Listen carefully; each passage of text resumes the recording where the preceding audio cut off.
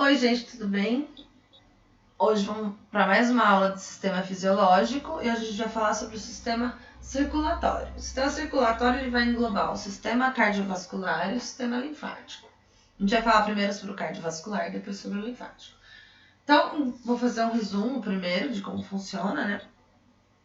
Depois a gente vai falar quais são as funções do sangue no nosso organismo, qual a relação entre o sistema circulatório e os outros sistemas, como o digestório e o respiratório. A gente já falou mais ou menos aqui, né? Nos outros, que a gente já estudou o digestório e o respiratório, e a gente já falou que o sangue também ele vai transportar as coisas, né? Então, para a gente falar sobre o sistema circular, sistema cardiovascular, a gente vai falar primeiro sobre o metabolismo celular. Que a gente precisa respirar, né, para sobreviver. Então, a gente precisa respirar porque a gente precisa de oxigênio. As nossas células, elas usam oxigênio e nutriente, que é retirado da respiração e da digestão. E as células utilizam isso para produzir energia. Como que esse oxigênio chega até todas as células, né? Então, ela vai chegar a partir do sistema cardiovascular.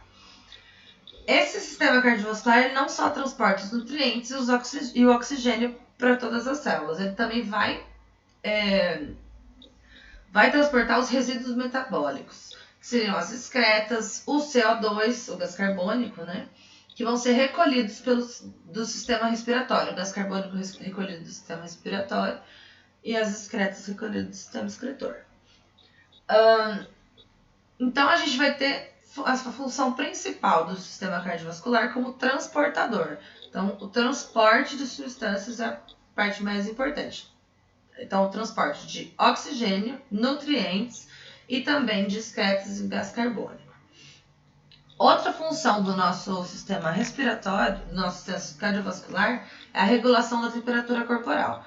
Quando a gente está fazendo exercício físico e a gente fica vermelho, é porque o nosso corpo, para regular a temperatura interna, o sangue vai correr mais próximo da superfície para conseguir fazer essa troca, essa liberação de calor. Então a gente fica vermelho. E quando está frio, o contrário acontece, né? A circulação é maior nos órgãos vitais, nos órgãos internos, né? Para a gente poder manter eles aquecidos e para regular a nossa temperatura interna. E uma outra função do nosso sistema cardiovascular, né, do sangue, ele vai transportar leucócitos. Esses leucócitos são nossos glóbulos brancos, que eles servem para nossa defesa. Então, o sangue também tem a função de defesa do organismo. Quando a gente machuca o lugar, o sangue que vai passar ali vai tentar circular e vai trazer mais leucócitos para essa área, que é onde está precisando fazer um combate, ou onde tem uma infecção, onde tem um vírus. Então, as funções do sistema cardiovascular é o transporte, a regulação da temperatura corporal e a defesa do organismo, principalmente o transporte. Então, para fazer esse transporte, o nosso sistema cardiovascular precisa de um veículo para esse transporte, e o veículo é o sangue. Para percorrer pelo corpo inteiro, a gente precisa de vias de acesso. Essas vias de acesso são os vasos sanguíneos, que são classificados em veias, artérias ou capilares, que eu vou falar deles separadamente aqui também.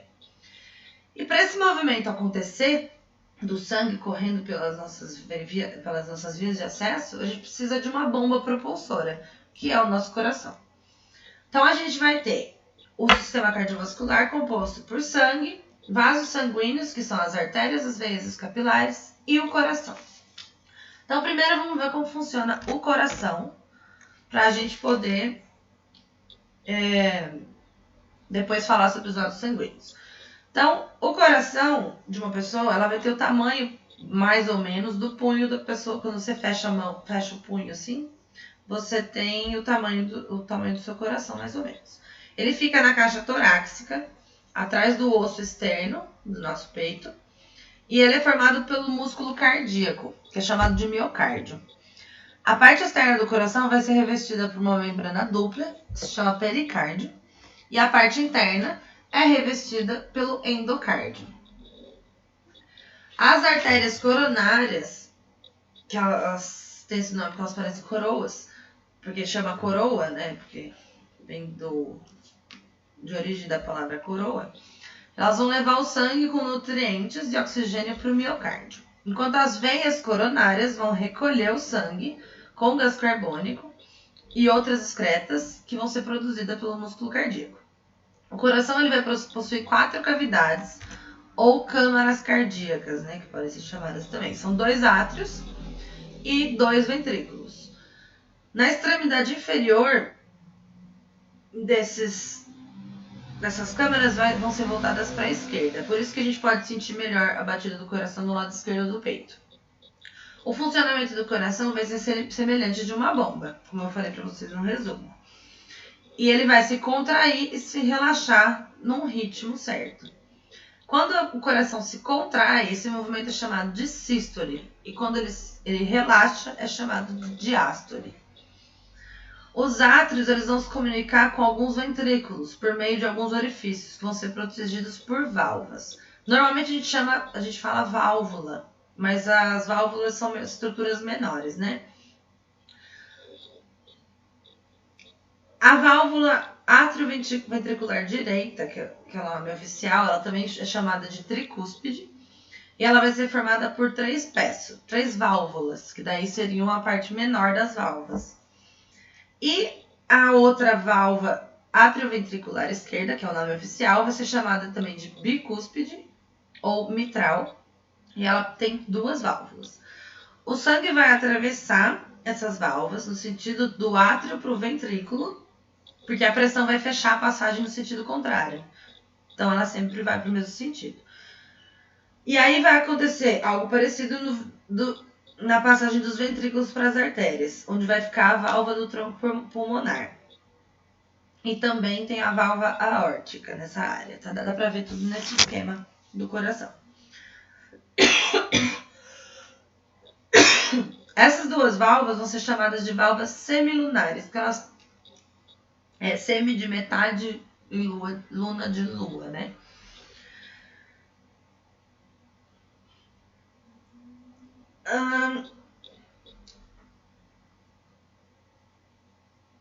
O miocárdio ele vai funcionar independentemente do sistema nervoso, porque ele tem um grupo de células musculares que são especializadas. Elas ficam no átrio direito e elas geram impulsos elétricos que vão determinar o ritmo das contrações. Esse é chamado nó sinoatrial ou marca-passo. Essa atividade elétrica ela vai ser registrada, os eletrocardiógrafos, né? Eles registram essa atividade elétrica no exame que é chamado de eletrocardiograma. E aí a gente consegue identificar problemas no coração pela disfunção nesse marca-passo ou nesse ritmo do coração. Quando os ventrículos vão se contrair, eles impulsionam o sangue para as artérias. E aí a gente vê a expansão das artérias quando a gente encosta o dedo nos pontos em que elas passam perto da pele, como no punho, no pescoço e perto do queixo. Essa é a nossa pulsação. Ó. A nossa pulsação, só que a gente não pode ver ela com o dedão, porque no dedão a gente também tem uma veia, se for ver de outra pessoa, né? Porque senão a gente vai sentir o nosso próprio pulso e não o pulso da pessoa que a gente está tentando sentir. A gente conta o número de pulsações e o número de batimento do coração por minuto. Então, a frequência de batida cardíaca normal de um adulto é entre 60 e 80 vezes por minuto. Mas existem alguns casos que pode ser menor. Então, só um médico pode dizer certo se tá saudável ou não o batimento cardíaco. O coração também vai sofrer influência do sistema nervoso e de alguns hormônios, como a adrenalina, embora o sistema cardiovascular seja um sistema autônomo. Agora a gente vai falar sobre a circulação sistêmica e pulmonar. O sangue que é rico em oxigênio, ele vai sair do ventrículo esquerdo pela aorta, que é a maior de todas as artérias, e vai se ramificar pelo corpo. As ramificações vão ficar cada vez menores e mais estreitas, e vão formar as arteríolas e os capilares sanguíneos. Nos capilares sanguíneos vão ocorrer as trocas entre o sangue e as células. Então, as trocas de oxigênio e nutriente, como glicose, aminoácido, que vão atravessar os capilares e se dirigir para as células. A gente falou isso quando a gente estudou o sistema digestivo. E no sistema respiratório, a gente estudou do gás carbônico e falei das excretas também, que vão sair das células e vão para o sangue. Aí, após isso, o sangue oxigenado ele vai se transformar em sangue pobre em oxigênio e rico em gás carbônico. Esse seria o sangue desoxigenado. Os capilares vão se unir novamente e formar vasos cada vez maiores, até eles formarem as vênulas e depois as veias. Existem duas grandes veias que vão recolher esse sangue desoxigenado e vão lançar ele no átrio direito. É a veia cava superior e a veia cava inferior. Então, a veia cava superior vai recolher o sangue das regiões que ficam acima do coração. Então, dos braços, da cabeça, do pescoço. E a veia cava inferior vai recolher o sangue do resto do corpo.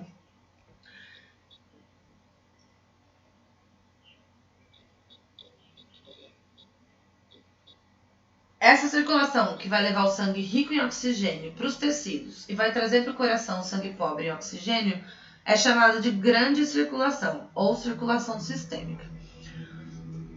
O sangue vai percorrer todo o corpo em cerca de 1 minuto. Aí esse sangue rico em gás carbônico vai passar do átrio direito para o ventrículo direito e do ventrículo direito vai ser bombeado para as artérias pulmonares direita e esquerda. Essas artérias vão levar até o pulmão esse sangue e os alvéolos pulmonares.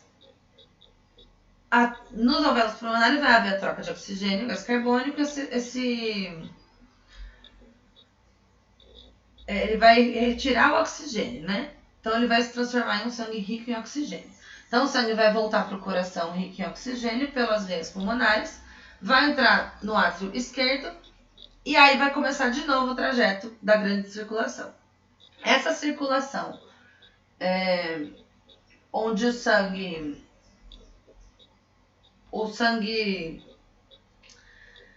vai até os pulmões pobre em oxigênio e aí depois ele volta rico em oxigênio para o coração, é chamada de pequena circulação ou circulação pulmonar. O sangue rico em oxigênio ele vai ser vermelho vivo e o que é pobre em oxigênio ele é vermelho escuro, tem um tom próximo de roxo. As veias elas têm paredes finas, muitas delas, e elas vão passar perto da superfície do corpo. Por isso que nas pessoas com pele muito clara, o sangue das veias que é visto através da pele parece azul. Porque quando é impulsionado pelo coração, o sangue vai exercer uma pressão contra a parede das artérias, e essa pressão é chamada de pressão arterial. Em pessoas jovens em repouso, que não estão fazendo nenhum exercício físico, a pressão máxima arterial medida durante a sístole ventricular, que é a pressão sistólica, vai ser normalmente em cerca de 120 milímetros de mercúrio. E a pressão mínima, medida durante a diástole ventricular, que é a pressão diastólica chamada, ela vai equivaler a uma coluna de cerca de 80 milímetros de mercúrio. Então, de forma simplificada, quando a gente pergunta a pressão normal seria de 12 por 8 centímetros de mercúrio. Por isso que a gente lê pressão dessa maneira, porque tem o movimento da diástole e da sístole.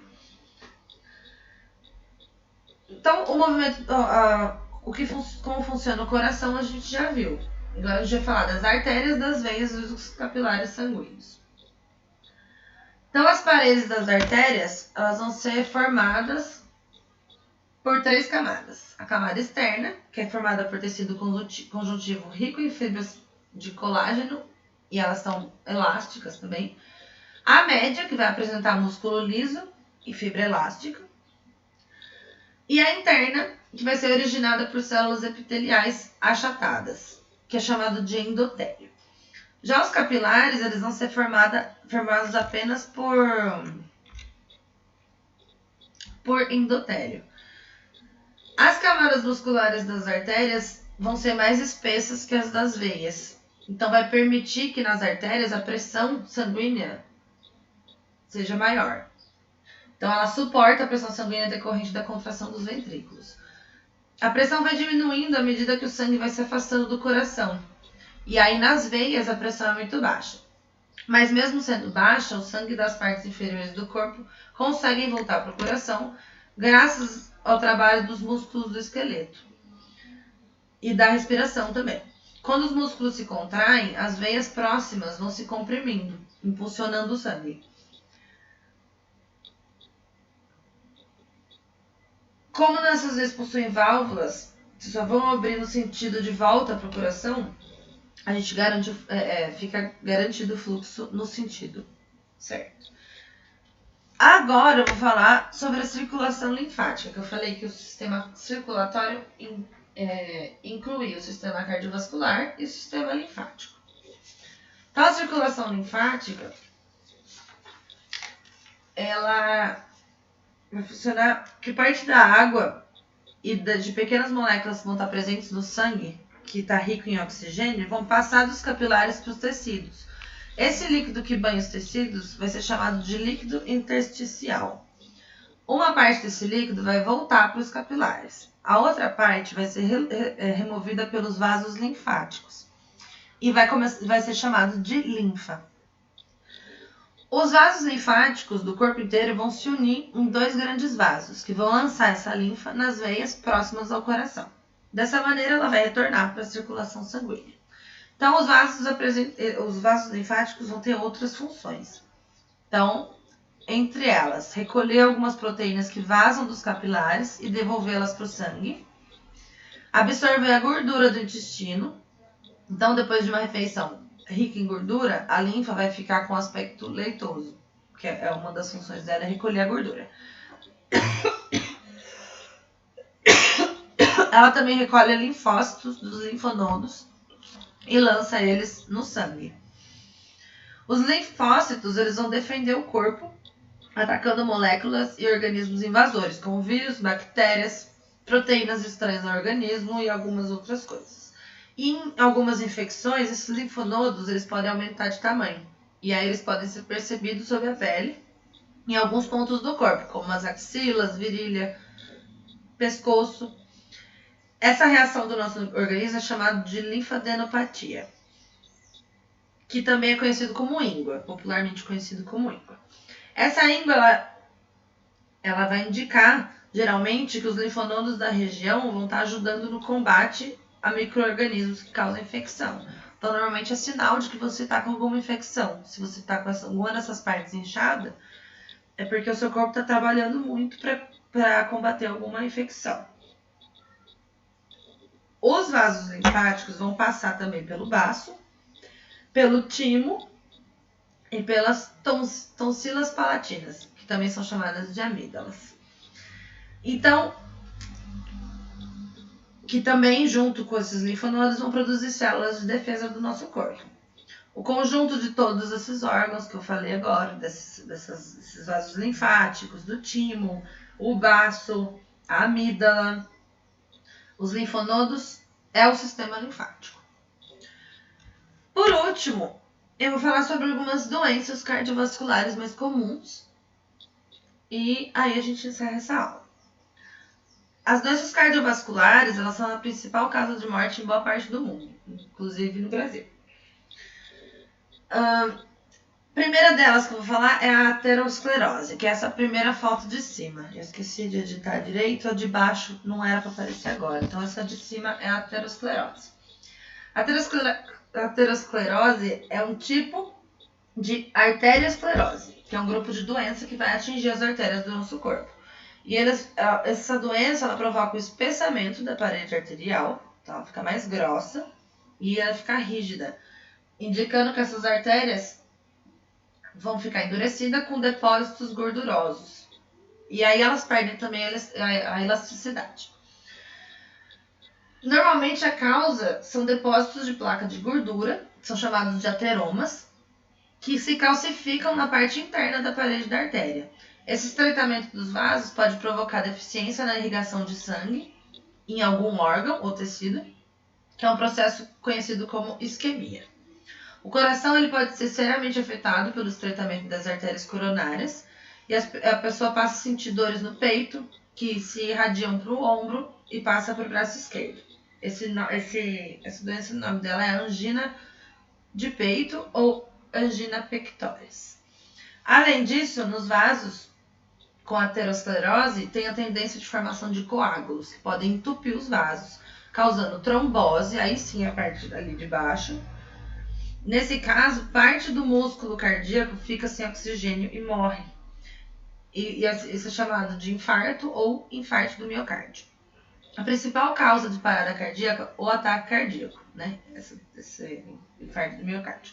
Se houver suspeita de ataque cardíaco, é preciso chamar uma ambulância imediatamente. A pessoa que está sofrendo de um ataque cardíaco pode apresentar uma série de sinais. Pressão e dor no peito, que se irradia para os ombros, pescoço ou braços. Falta de ar, fraqueza súbita e desmaio. No cérebro, essa isquemia, quando a pessoa tem isquemia, hipertensão e a trombose, pode levar ao acidente vascular cerebral, que é o AVC. Que é uma lesão numa região do cérebro que é causada por uma interrupção da circulação sanguínea ou por uma ruptura de um vaso sanguíneo, que seria um derrame.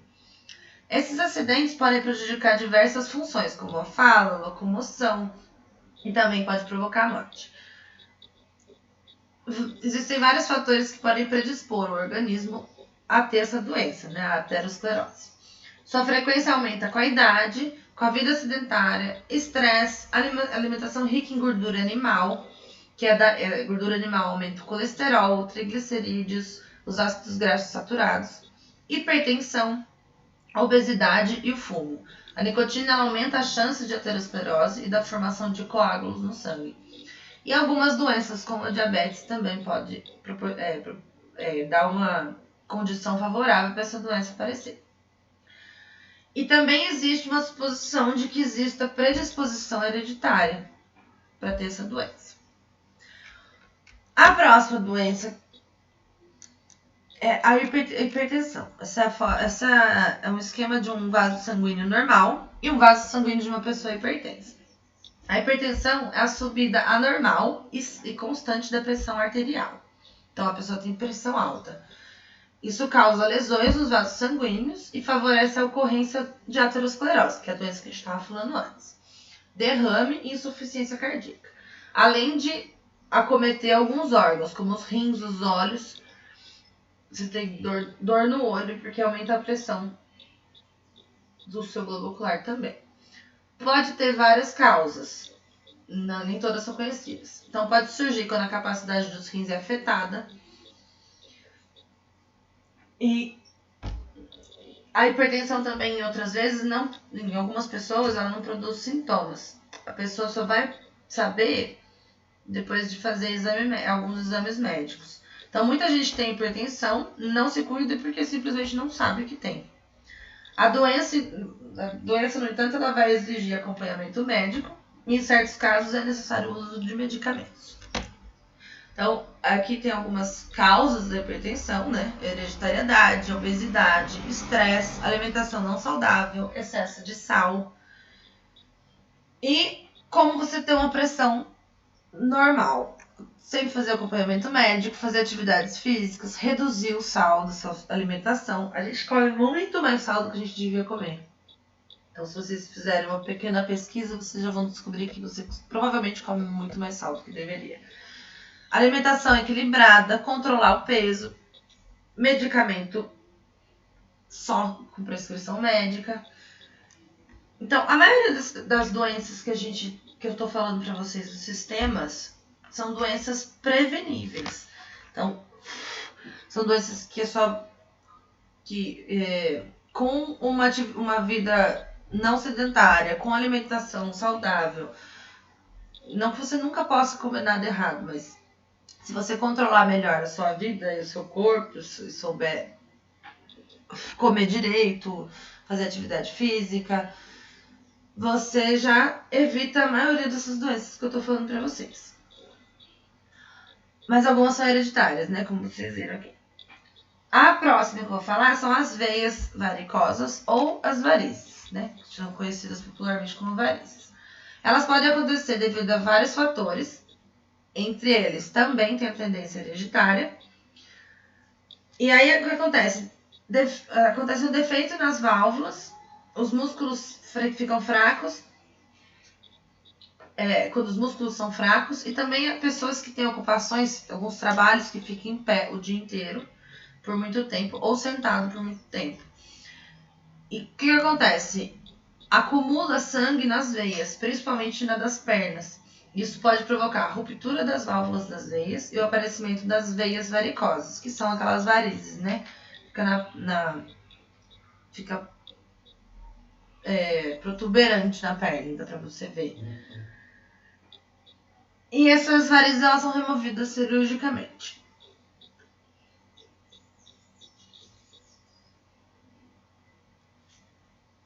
Bom, sobre o sistema cardiovascular e linfático, é isso. Na próxima aula a gente vai falar sobre o sistema urinário. Eu espero que vocês tenham entendido.